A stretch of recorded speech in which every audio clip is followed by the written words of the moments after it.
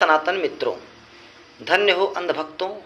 आप लोगों की कृपा से हमारा देश महाभ्रष्टतम देशों की सूची में शुमार हो गया है। फोर्ब्स पत्रिका ने भारत को सबसे भ्रष्ट देशों में रखा है। ये सब हमारे अंधभक्तों की देन है।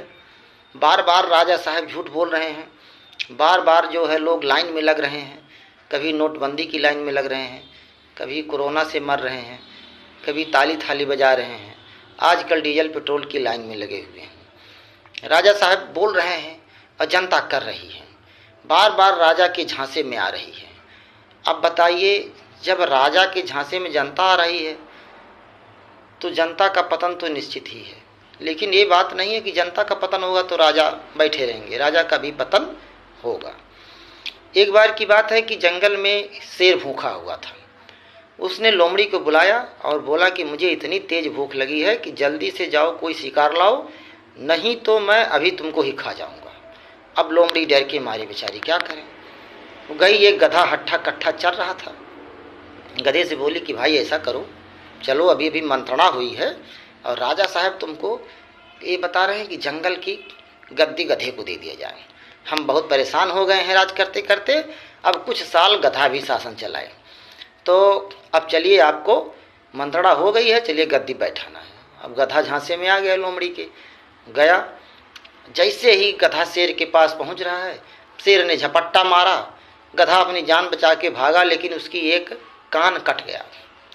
कान कट गया तो अब गधा को तो दर्द हो ही रहा है।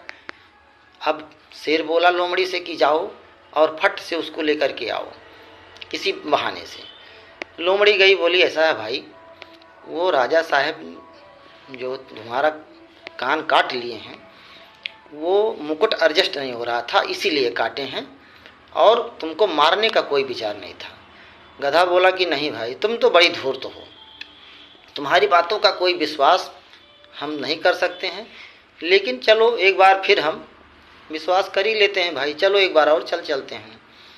दूसरी बार शेर तैयार था, झपट्टा मारा, लेकिन फिर भी गधा भाग लिया। भाई होशियारी तो कुछ थी ही उसके अंदर, भाग लिया, लेकिन उसका पूंछ उसके मुंह में आ गया बाघ के, और पूंछ काट लिया।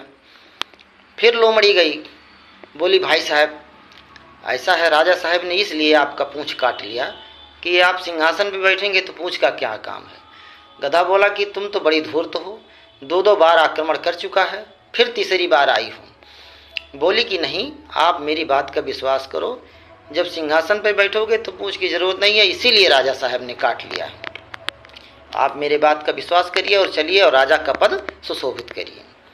गधा तीसरी बार झांसे में आ गया, और झांसे में आने के बाद जैसे ही वो गया शेर के पास, शेर इस बार पूर्ण रूपेण तैयार था और तुरंत उसने झपट्टा मारा और गधे का काम तमाम कर दिया।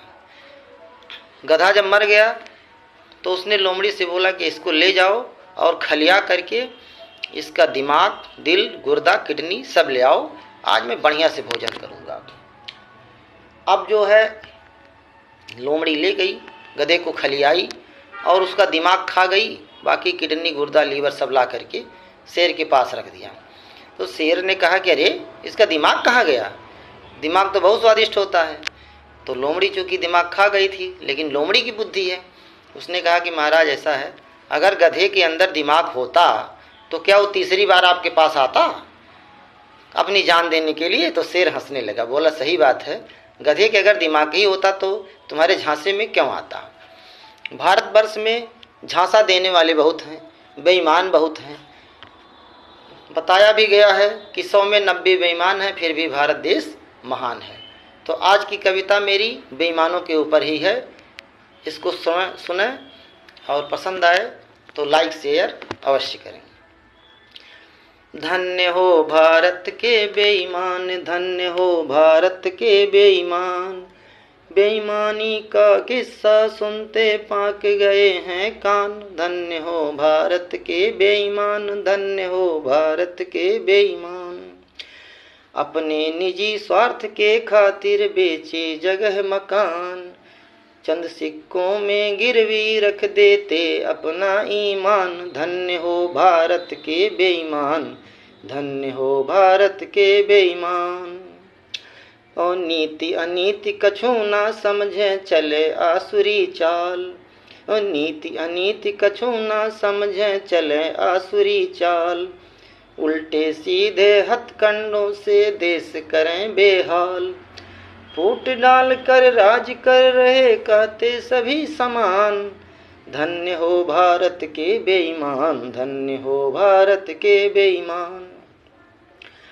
अमेरिका करता है खिल्ली, जनता रोज हिलावे किल्ली। जनता रोज हिलावे किल्ली, अमेरिका करता है खिल्ली। लूट रहे हैं मिलके दिल्ली, 56 इंची बन गए भिल्ली। और देश के बेच के बाबू देखा रोज खिलावे पान। धन्य हो भारत के बेईमान, धन्य हो भारत के बेईमान। अपने हक की मांग करे जो लाठी चार्ज कराते हो। लोकतंत्र की हत्या करके तानाशाह बन जाते हो। पिछले 10 सालों से जनता काट रहे हो कान। पिछले 10 सालों से जनता का काट रहे हो कान। धन्य हो भारत के बेईमान, धन्य हो भारत के बेईमान। धन्य हो भारत के बेईमान, धन्य हो भारत के बेईमान।